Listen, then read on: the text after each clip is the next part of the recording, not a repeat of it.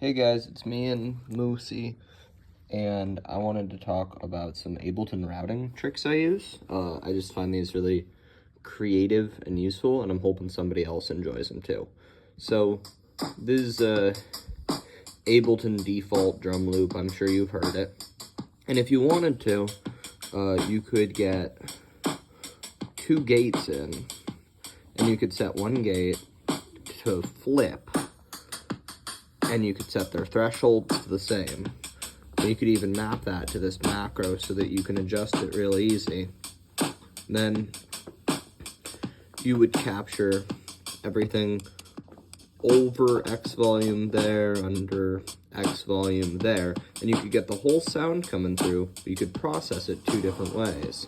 Like maybe everything loud gets that reverb blast, and everything quiet gets an occasional beat repeat.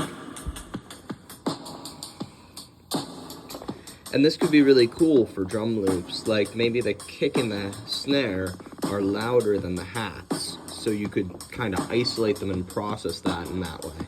Distort the snare, distort the kick, but the hat, maybe it gets reverb. Maybe they both get reverb. Maybe they get 2 different types, so one's bigger and one's smaller. And you can put that on anything.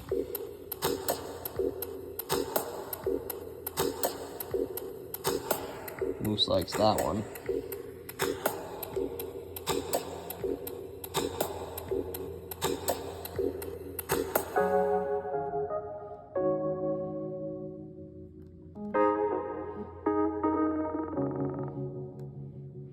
Sometimes it's cool to have gate 2 be right at the peak of the loudest noise, so it only affects just the attacks, and then the decay gets a different processing.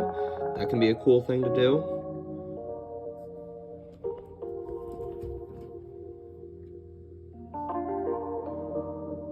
Sometimes you want it to blend between those 2 effects more seamlessly. Now, another thing we can do is you can set up 2 auto filters, right? And you can have one be just everything below this, and one be everything above this. You can map the frequency together, you can map the resonance together, and because the last one was so time-based, I'm going in the distortion realm for this one. But obviously you can put any effects you want wherever you want. That's one of my favorite things to do. So now, here is everything under. We should raise this. And here's everything above. And we can even increase that resonance. And it doesn't have to be everything over, everything under. You can have a band pass in the middle if you want. And let's say we just want to distort the high stuff. Sometimes that's nice. But let's add some real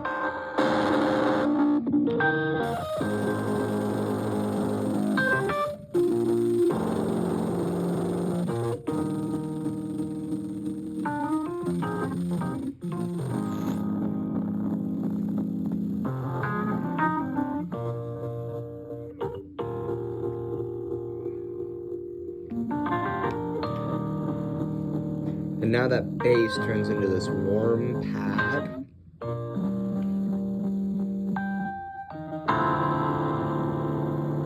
I might have gone a little too extreme with that drive.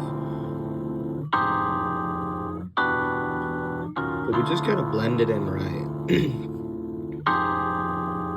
And you could do, what if I do the low frequencies of the drum kit through this bass amp I've got set up? You could do, what if I did the high through a normal drum bus, so they're processed pretty regularly.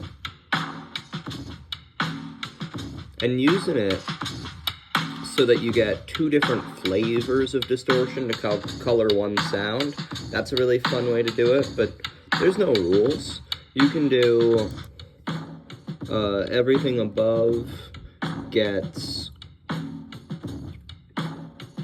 1 type of reverb, and the size is massive for the high frequencies. And for the low frequencies, Well, let's have them also get reverb,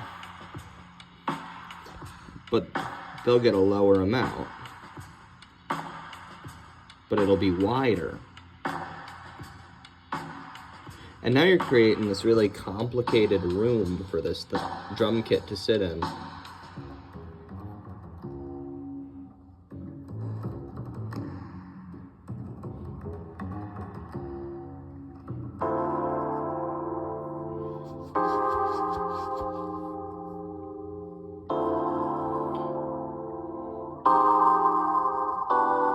And if you use auto filters for this, you can even route the auto filter amount to a third macro.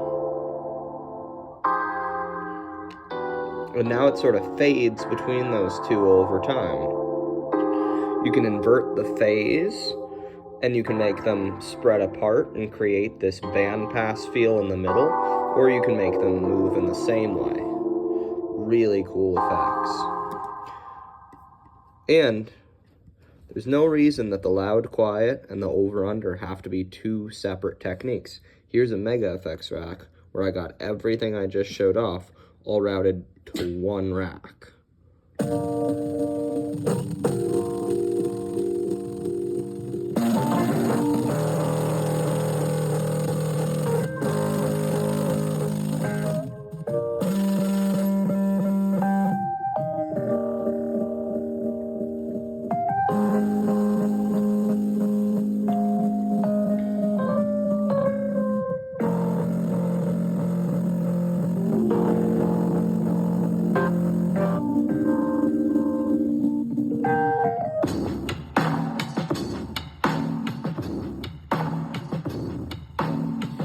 And this is how you can take your sound design to a different level, and you can get these really expressive, complex sounds.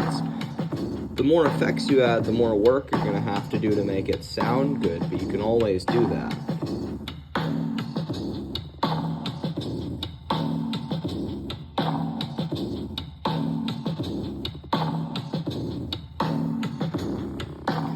Alright, this is me and Moose signing out.